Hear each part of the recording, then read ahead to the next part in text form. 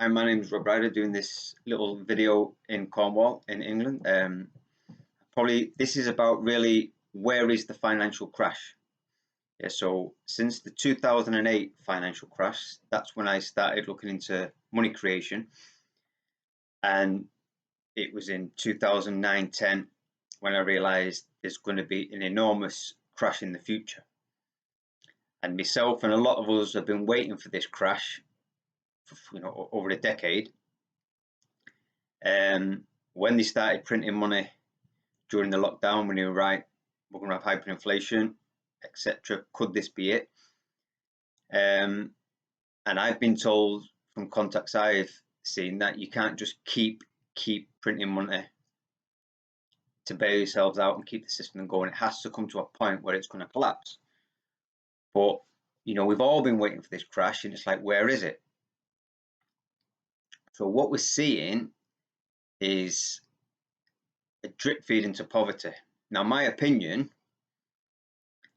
is they don't want a complete and utter crash, because if you leave a void, it has to be filled. If we can no longer rely on the banking system and the government to provide currency, then we're going to have, without any choice, to create our own forms of trading.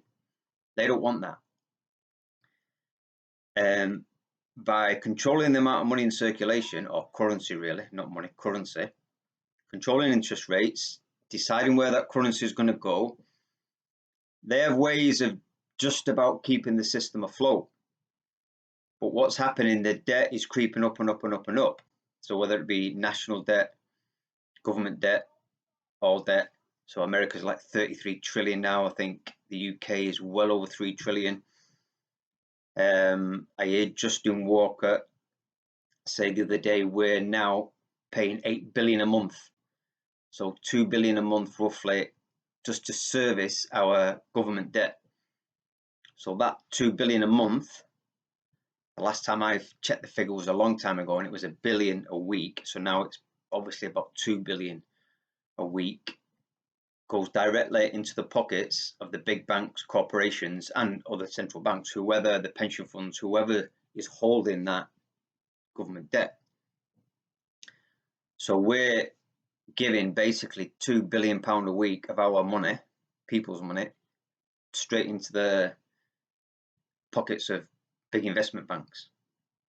We don't get any benefit from that, yet we still have to work and earn for that.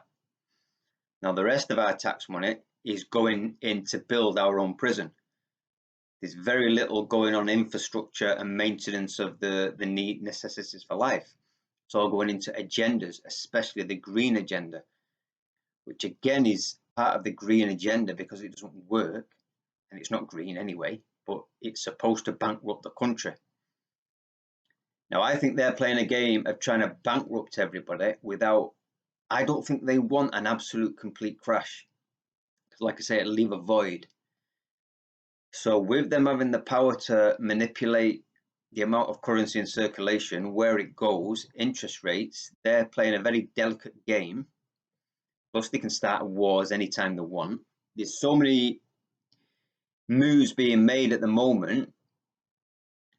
And so everybody, including myself, has been saying, where is this crash? I've been prepared for this for a while, but for many years, since 2010, but I knew there'd be something else coming along with it.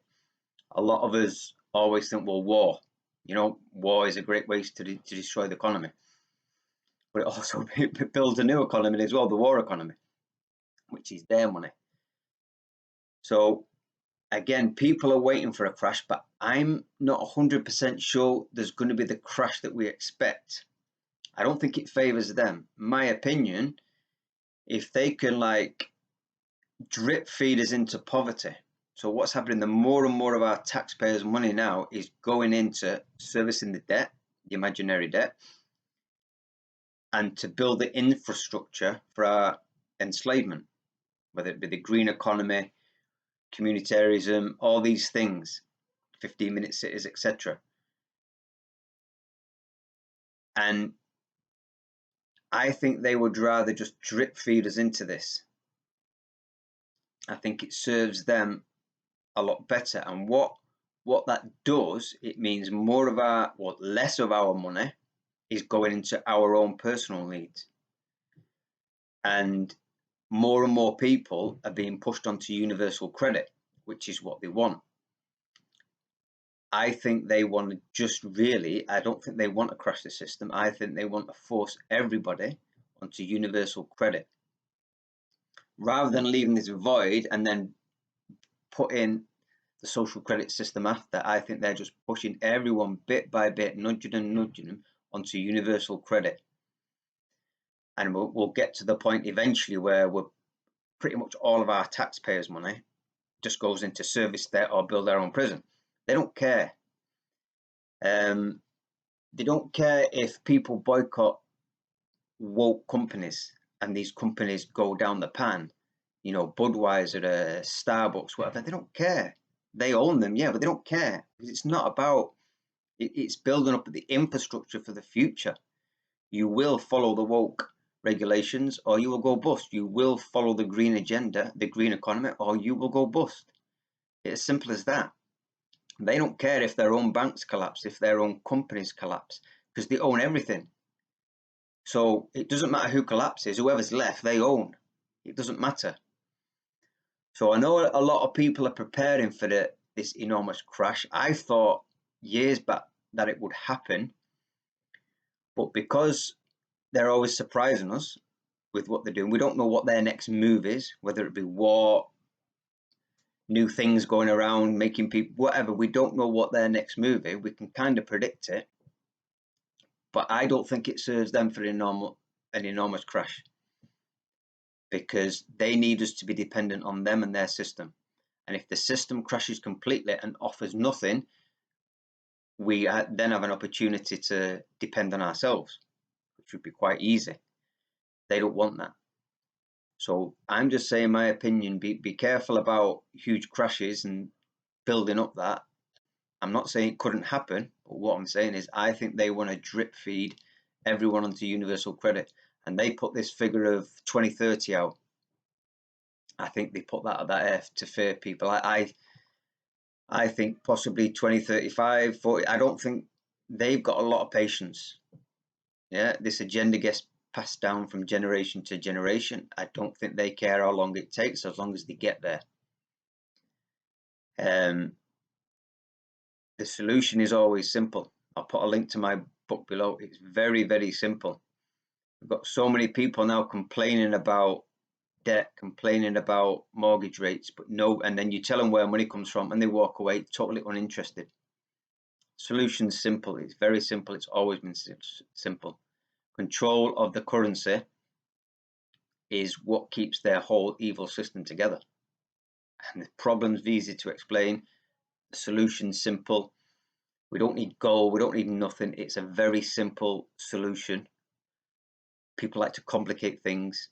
You're not going to get any answers out of any economists because they're utterly clueless. They're like medical doctors in that they're so kept in their little intellectual zone, thinking they know what they're talking about when they know actually nothing.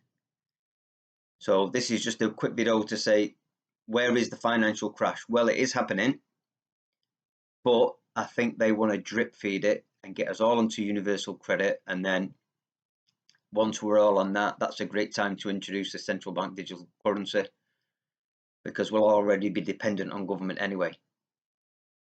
In the end, it's a choice. The majority will rule. That's how it is. The people on a whole, the governments, the big banks, corporations, they have no say in what happens in the future because it needs our consent. So this is where it's going to go. This is how the crash is going to come about, possibly without even people knowing. You'll just get poorer and poorer and poorer, and you'll have to make a decision. Will I go into that universal? Now, some people have no choice. Their own personal situation at the moment or in the future will have no choice. Yeah, I don't know people's different personal circumstances, but there are going to be a lot of us who are going to come to a point where we'll have to make that decision. Yeah, are we going to go into universal credit? Are we going to accept social credit scores and things like that? Or are you just going to think, well, I don't know what the consequences are, but I ain't having it. and that's for every individual to make in their own individual circumstances. Yeah, so that's just a quick video on that. I'll put a link to the book below if anybody's interested. But problem's simple, solution's simple. People want to know or they don't. Simple as that.